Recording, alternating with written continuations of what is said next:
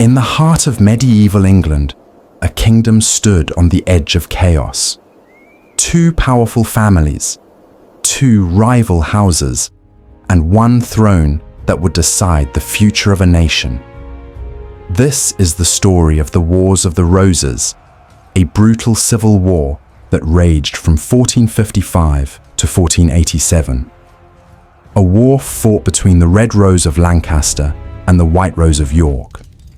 A war that ended one dynasty and gave birth to another. At first, England seemed peaceful, but beneath the calm, tension was growing. King Henry VI, ruler of the House of Lancaster, sat weak and troubled on the throne. Many nobles whispered that the king was unfit and that England needed a stronger hand. Lost in his own world again. He is not fit to rule.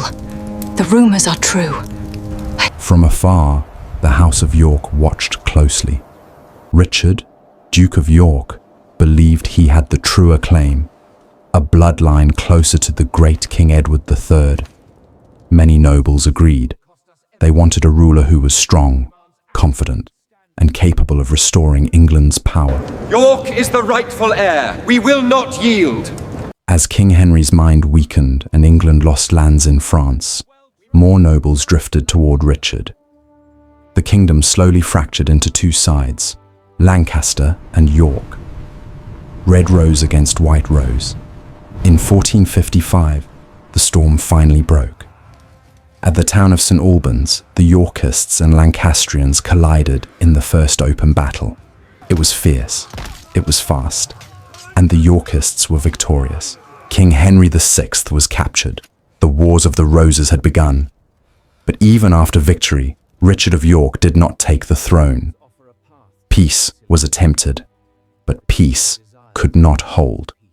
Henry's wife, Queen Margaret of Anjou, refused to surrender power. Strong, fearless, and determined, she rallied the Lancastrians once more. England split deeper than ever before.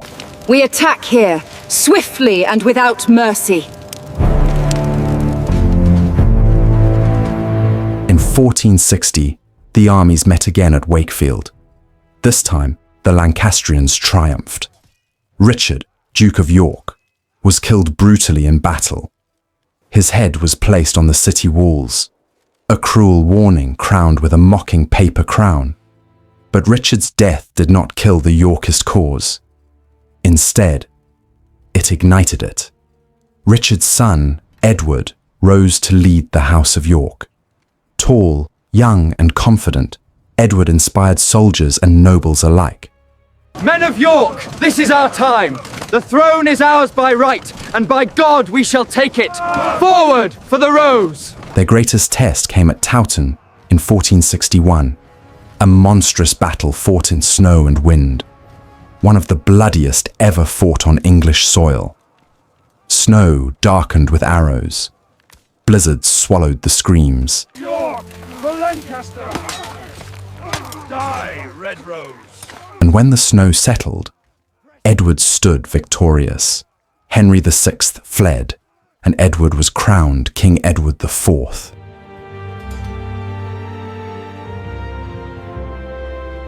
For a time, Edward ruled with strength, but trouble came from within.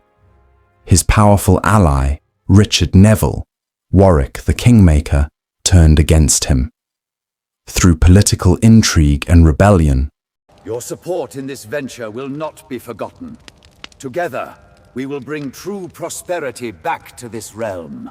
Warwick restored Henry VI to the throne in 1470. But Edward would not be defeated. In 1471, Edward returned with new strength. The battles of Barnet and Tewkesbury reshaped the war. At Barnet, Warwick, the mighty kingmaker, was killed in the fog. At Tewkesbury, the Lancastrian prince was slain. Lancaster's last hope. Your Majesty, the prince is dead. He was killed in the fighting. Shortly after, Henry VI died in the Tower of London. Many believed he was murdered. With Lancaster shattered, Edward IV ruled peacefully for a time.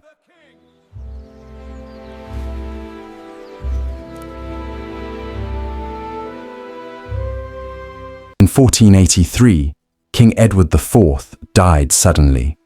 His young son, Edward V, just 12 years old, was set to inherit the throne. But Edward's brother, Richard, Duke of Gloucester, claimed the role of protector. Let this be clear. The White Rose of York demands absolute loyalty. There will be no dissent. Rumours spread like wildfire.